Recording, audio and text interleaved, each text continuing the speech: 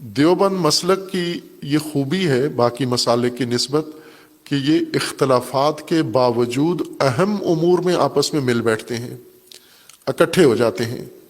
یہ بار بار ساری دنیا نے دیکھا ہے، تجربہ کیا ہے کہ ان کے اندر یہ سنجیدگی پائی جاتی ہے کہ ہم چھوٹے مسائل میں، فروعی مسائل میں، عام مسائل میں اگر ایک دوسرے سے اختلاف رکھتے بھی ہیں، سلیقے کا اختلاف، انتظامی اختلافات، مفادات کا اختلاف، لیکن بنیادی امور میں جو ان سب سے متعلق ہیں اس میں ایک ہو جاتے ہیں۔ باقی کسی مسلک میں یہ خصوصیت نہیں ہے۔ بریلوی آپس میں اختلاف رکھتے ہیں اور اتنا اختلاف رکھتے ہیں کہ ایک دوسرے کو دیکھنا بھی پسند نہیں کرتے۔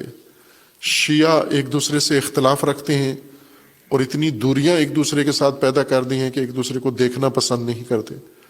اہل حدیث میں بھی یہی صورتحال ہے، وہیں کہ اہل حدیث تھوڑے ہیں، جمعیت کے لحاظ سے سب سے تھوڑے ہیں، لیکن گروہوں کے لحاظ سے، پارٹیوں کے لحاظ سے شاید سب سے زیادہ دھڑے ان کے اندر موجود ہیں، اور ان کے بھی آپس میں ایسے ہی ہیں، کسی بنیاد پر ایک نہیں ہوتے، اکٹھے نہیں ہوتے۔ جبکہ دیوبند ہو جاتے ہیں، یہ ایک پلیٹ فارم پر آ جاتے ہیں۔